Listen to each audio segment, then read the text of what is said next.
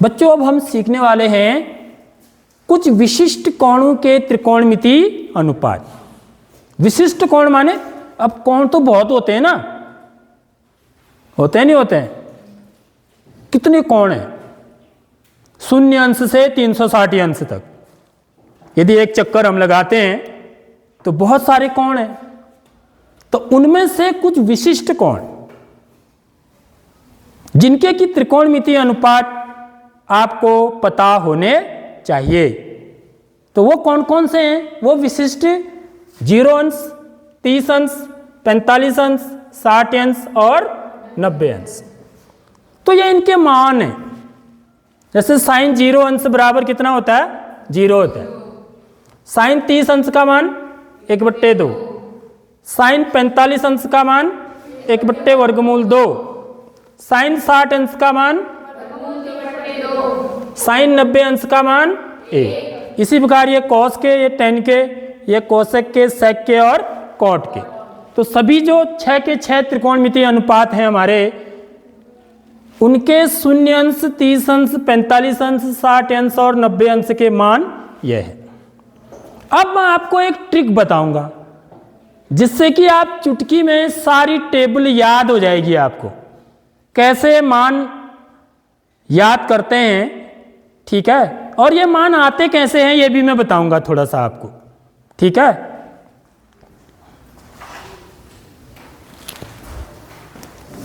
अब देखिए बच्चों, आपको करना क्या है? देखिए, ये मान याद करने का तरीका, आपको गिनती आती है ना, ठीक है?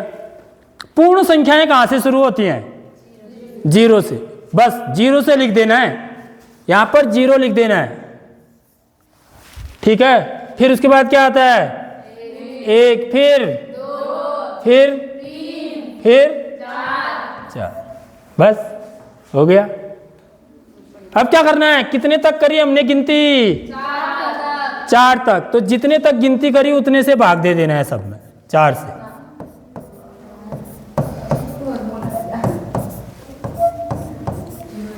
ठीक है? दूसरा स्टेप यह है।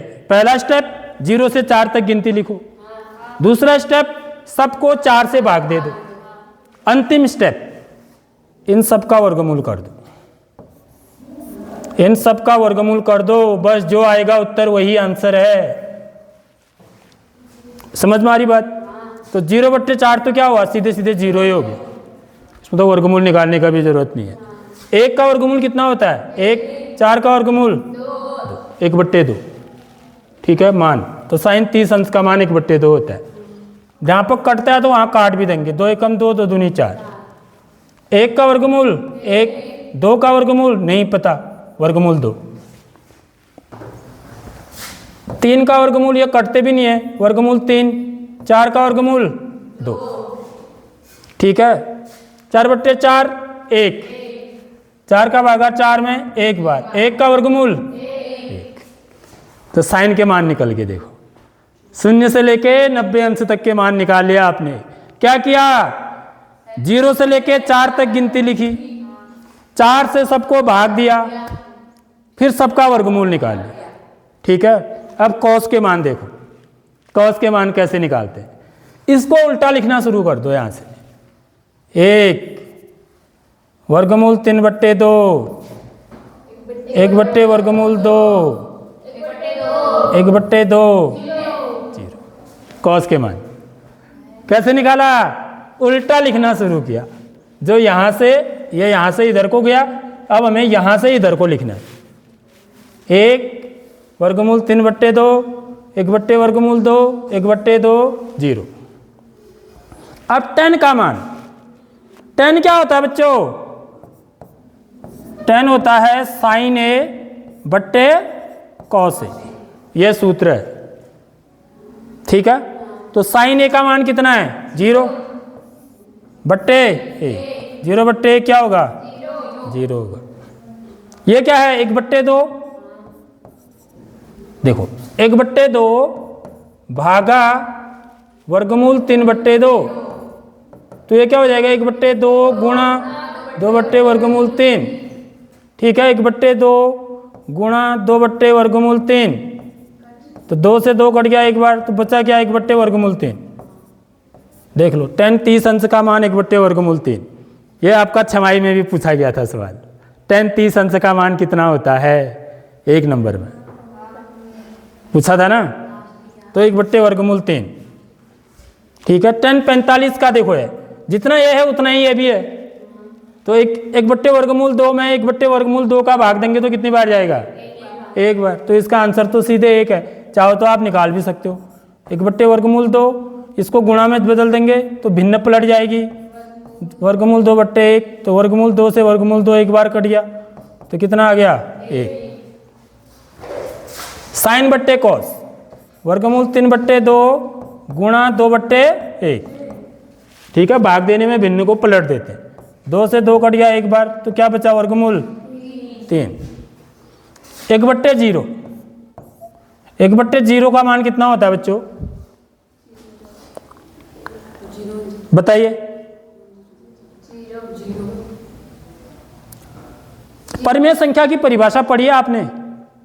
परिमेय संख्या, परिमेय संख्याएं किनको बोलते हैं?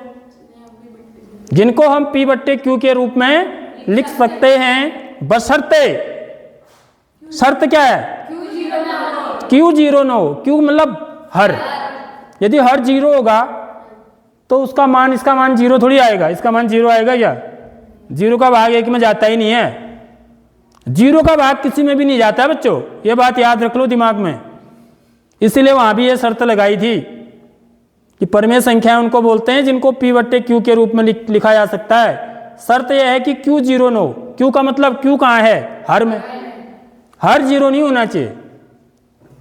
तो यहां पर यदि हर 0 आ रहा है, जैसे वहां पर क्या शर्त है? P/Q के रूप में जिसको हम लिख सकते हैं और Q 0 के बराबर न हो। यह शर्त इसीलिए लगाई थी क्योंकि यदि नीचे 0 होगा, यानी कि 0/5 है माना, सॉरी इसका मान तो 0 होगा। ठीक है। 5/0 है माना, तो इसका मान हम नहीं निकाल सकते हैं। गणित में इसके लिए कोई वो नहीं है, 0 नहीं होता है इसका मान। हाँ, पता है क्यों नहीं होता है? भाग दे के देखना जरा, फिर बताऊंगा। तो इसको क्या लिखते हैं बच्चों? इसको अपरिभाषित लिखते हैं। क्या लिखते हैं? अपरिभाषित, नॉट डिफाइंड, नॉट डिफाइंड। और फिर बाद में जब बड़ी क्लासों में जाओगे ना तो इसके लिए ऐसा चिन्ह भी बनाया होता है, इन्फिनिटी बोला जाता है इसको। क्या बोलते हैं इसको? इन्फिनिटी, अनंत, यानी कि इसका मान अनंत होता है, ये भी कहते हैं।